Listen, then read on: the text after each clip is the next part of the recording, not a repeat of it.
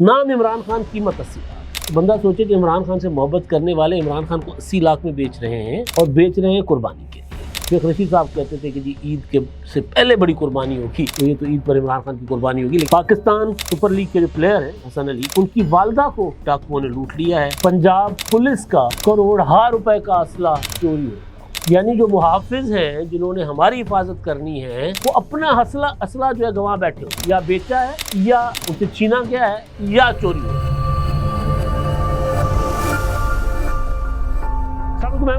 गुज़िश्ता 12 घंटों की अहम तरीन खबरों के साथ आपकी खिदमत में हाजिर हूँ। सबसे बड़ी खबर जो है वो आ रही है अफगानिस्तान से, और उससे भी बड़ी खबर आ रही है आज़रबाईजान से, लेचैन से, जहाँ पर पाकिस्तान, तुर्की और आज़रबाईजान के तीनों ममालिक के सरबराहान वहाँ मौजूद थे और वहाँ पर बड़े इंपॉर्टेंट ऐलान किए गए। इसराइल के लिए पैगाम, भारत के लिए पैगाम और अफ़गानिस्तान के लिए भी पैगामात हैं। वहाँ से क्या क्या पैगामात दिए गए, और पाकिस्तान के लिए जो बड़ी ख़बर वहाँ पर इस सारे मामले से हट के वो है $2 अरब की सरमायाकारी आज़रबाईजान की तरफ से। और एक पाकिस्तानी क्रिकेटर है हसन अली, उनकी वालदा को लूट लिया गया है। वो अफसोसनाक खबर है, ज़ाहिर है, जिस तरह की अमन अमान की सूरत हाल है उस हवाले से। और पंजाब पुलिस का करोड़ों रुपए का असला चोरी हो गया होगा। ये बड़ी ख़तरनाक किस्म की खबर है और ऑफिशियल रिपोर्ट है ये, यानी कोई इधर उधर से सोर्सेज से खबर नहीं है, ऑफिशियल रिपोर्ट है जो सामने आ रही है। तो इन सारे मामलात पर बात करेंगे और आगाज़ मेरा ख्याल है कर लेते हैं जो तालिबान के लिए अफ़गानिस्तान से खबर आ रही है, वो इस खित्ते के लिए भी और ख़ास तौर पर इंडिया के लिए वो एक बड़ा झटका और इस खित्ते के लिए अच्छी खबर है। खबर यह है कि जी तालिबान कमांडर हैं, नाम है सईदुल्लाह सईद, उन्होंने एक वीडियो बयान जारी करके और फितनतुल ख़वारिज को मुतनब्बे किया है, वार्न किया है, ख़बरदार किया है कि वो पाकिस्तान के अंदर दहशत गर्दी की वारदातें या जो हमले कर रहे हैं वो बंद कर दें। पीटीवी जो रिपोर्ट कर रहा है उनके उस बयान को, उनके उस स्टेटमेंट को, उस पर मैं आपको बता रहा हूँ कि वो क्या खबर सामने आई है। कहा यह गया है कि अफ़गान तालिबान के कमांडर सईदुल्लाह सईद ने पुलिस एहलकारों की पासिंग आउट परेड की तकरीब से खिताब करते हुए फितनतुल ख़वारिज के लिए इंतबाह जारी कर दिया। यानी पुलिस की पासिंग आउट परेड है, तो इसका मतलब है कि अफ़गानिस्तान के जो तालिबान रिजीम है वहाँ पे, तहरीक तालिबान अफ़गानिस्तान, उसके इम्पॉर्टेंट कमांडर हैं वो। और उन्होंने अपने खिताब में कहा कि जो फितनतुल ख़वारिज हैं उनको तंबीह करते हुए कहा कि अमीर के हुक्म के ख़िलाफ़ किसी भी मुल्क खुसूसन पाकिस्तान में लड़ना जायज़ नहीं है। अब ये जो अमीर के हुक्म के ख़िलाफ़, तो अमीर टीटीए का अमीर जो है, मेरा ख्याल मुल्ला हिबतुल्लाह जो है वही अमीर है, तो टीटीपी के भी अमीर गोया वही हुए। यानी पहले जो अफ़गान तालिबान कहते थे कि नहीं टीटीपी हम में से नहीं है, हम अलग अलग शनाख्त रखते हैं, या हमें गुड तालिबान और बैड तालिबान का जो बताया जाता था, तो ये ज़ाहिर होता है कि वो अपनों को ख़बरदार कर रहे हैं कि तुम लोगों का और हमारा अमीर एक है, तो लिहाजा अमीर का हुक्म नहीं है कि तुम पाकिस्तान में कोई हमले करो। तो वो कहते हैं कि अमीर के हुक्म के ख़िलाफ़ किसी भी मुल्क खुसूसन पाकिस्तान में लड़ना जायज़ नहीं है। मुख्तलिफ ग्रोहों में शामिल होकर बैरून मुल्क जहाद करने वाले हकीकी मुजाहिद नहीं है। कमांडर सईदुल्लाह ने कहा कि एक जगह से दूसरी जगह हमले करने वाले अफराद को मुजाहिद कहना गलत है। जिहाद का ऐलान या इजाज़त देना सिर्फ रियासती अमीर का अख्तियार है, किसी ग्रोह या फ़र्द का नहीं। उनका कहना था कि अगर रियासती क़यादत पाकिस्तान ना जाने का हुक्म दे चुकी है तो उसके बावजूद जाना दीनी नाफरमानी है, उसको खिलाफ शरीयत वो कह रहे हैं। उनका कहना था कि अपनी अना या ग्रोह की वाबस्तगी की बुनियाद पर किया गया जिहाद शरीयत के मुताबिक फसाद तस्वुर किया जाएगा। यानी जिनको फितनतुल ख़वारिज पाकिस्तान की रियासत ने डिक्लेयर किया है वो उसकी तायद कर रहे हैं कि फसाद है, आप जिहाद नहीं कर रहे हैं। जिहाद के नाम पर हमले करने वाले ग्रोह शरीयत और अफ़गान अमारत दोनों के नाफरमान हैं। दिफाई माहिरीन ने कहा कि यह बयान पाकिस्तान की दाखिली सलामती बयानिए और आलमी सतह पर सफारती मौक़िफ़ की को मजबूत करता है।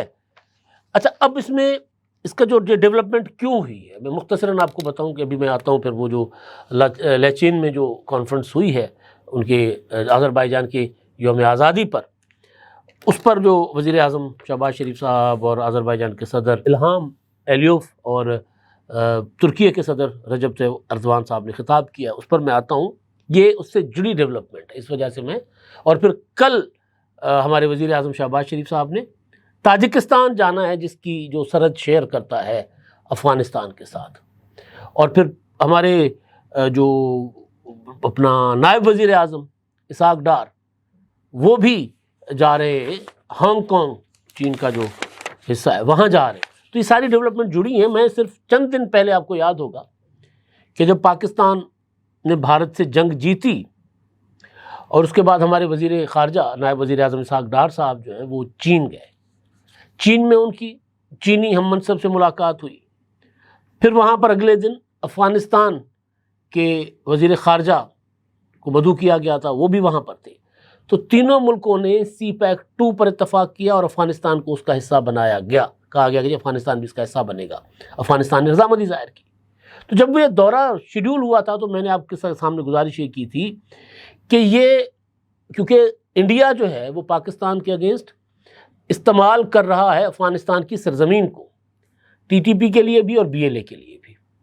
تو وہاں افغانستان کو نیوٹرل کرنا یا اپنے ساتھ ملانا سب سے امپورٹنٹ ہوگا. تو چین میں افغانستان کے سفیر کو بلانا، دو افغانستان کے وزیر خارجہ کو بلانا، اس کی 2 ریزنز یا اس کے 2 پیغامات ان کو دینے تھے.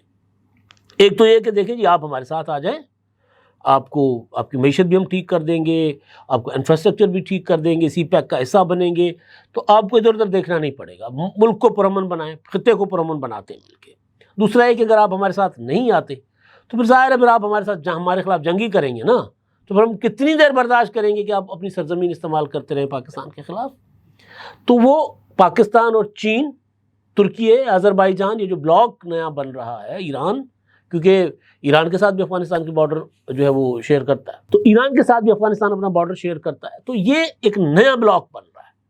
تو اس میں انڈیا جو ہے اگین اس کو جو تھوڑی بہت سپورٹ تھی افغانستان سے، اور جو انڈیا کا خواب تھا کہ ادھر سے ہمالیہ کے پہاڑوں سے نکلنے والے، مانسروور جھیل سے نکلنے والے ہمارے دریاؤں، جموں کشمیر سے آنے والے ہمارے دریاؤں کو پر بند باندھے گا انڈیا، اور ادھر سے کابل سے آنے والے، افغانستان سے آنے والے جو ندی نالے ہیں اور کابل، دریائے کابل ہے، اس کو بھی بند کر دیا جائے گا. تو پاکستان کی طرف پانی نہیں آئے گا.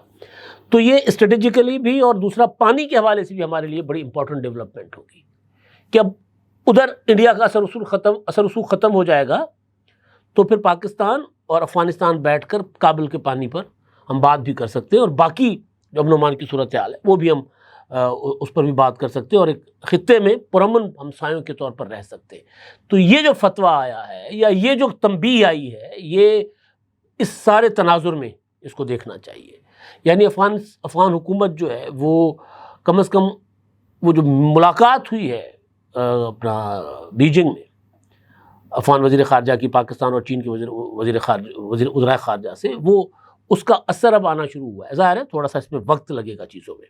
تو یہ بڑی ڈیولپمنٹ، اور انڈیا کو، اسرائیل کو یہ پیغام ہے کھلا، اب نہیں. جو اس پیغام کا اگلا حصہ میں آپ کو بتا رہا ہوں، جو اپنا آذربائیجان میں تقریب ہوئی ہے.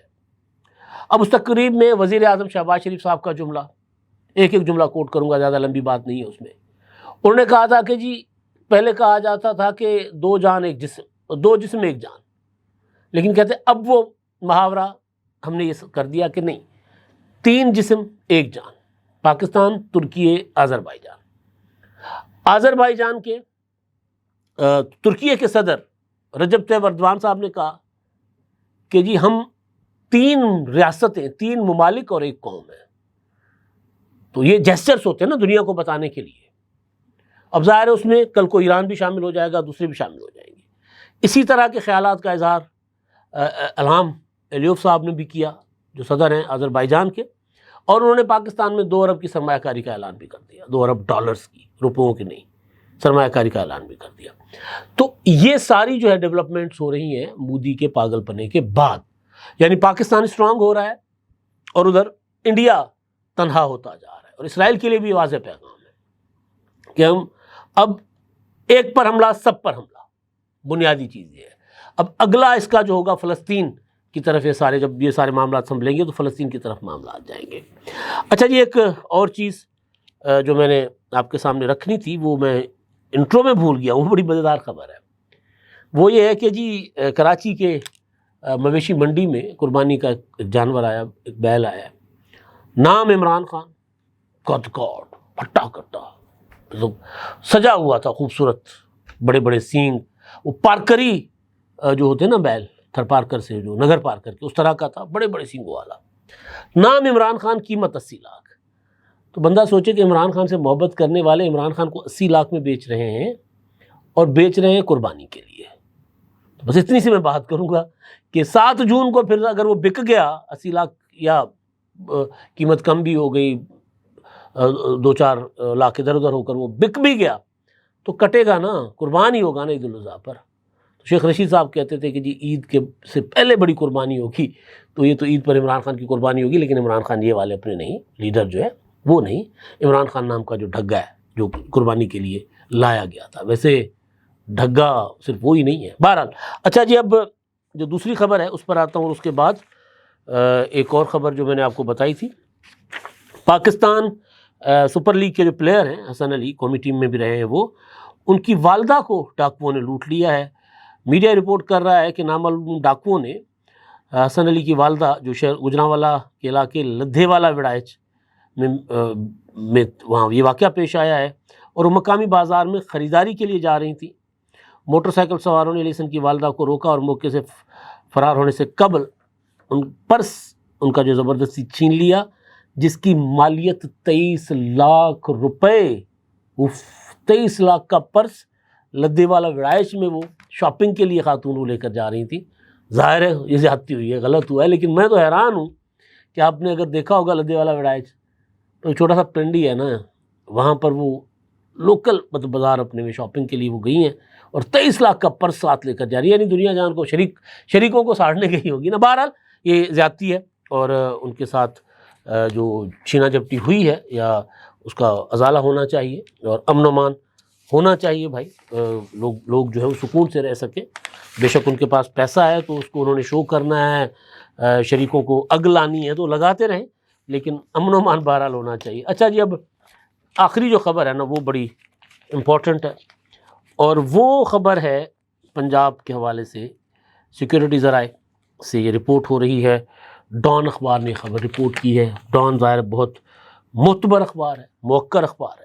ڈان نے خبر یہ دی ہے کہ محکمہ داخلہ پنجاب کے 2023-24 کے آڈٹ رپورٹ میں انکشاف ہوا ہے کہ اس کے ماتحت اداروں سے 24 کروڑ 55 لاکھ روپے سے زائد مالیت کا اسلحہ اور گولہ بارود جو ہے غائب ہو گیا۔ میں نے اوپر کہا تھا پولیس، لیکن یہ ماتحت ادارے جتنے بھی محکمہ داخلہ میں پولیس اور دیگر سیکورٹی کے ادارے، صوبائی جو ادارے ہیں وہ۔ اچھا جی، پنجاب اسمبلی میں پیش کی گئی رپورٹ میں یہ انکشاف ہوا ہے، جس میں 12 اضلاع کے پولیس اسٹور سے اسلحے کی چوری، غائب ہونے اور عدم بازیابی کی تفصیلات دی گئی ہیں۔ رپورٹ میں گمشدہ ساز و سامان کی کل مالیت 24 کروڑ 55 لاکھ روپے، وہ جو میں نے اوپر بتایا وہ بتائی گئی ہے، اور جس میں D P O office Muzaffar گڑھ سے 2021 سے 2023 کے درمیان 8 کروڑ 34 لاکھ روپے سے زائد مالیت کا اسلحہ غائب ہوا۔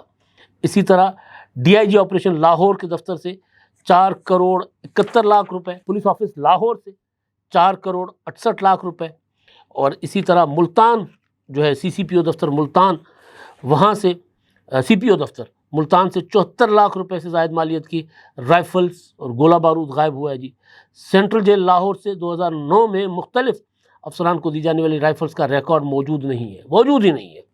اچھا جی، ڈی پی او سیالکوٹ کے دفتر سے 56,74,000 روپے کا اسلحہ غائب ہے۔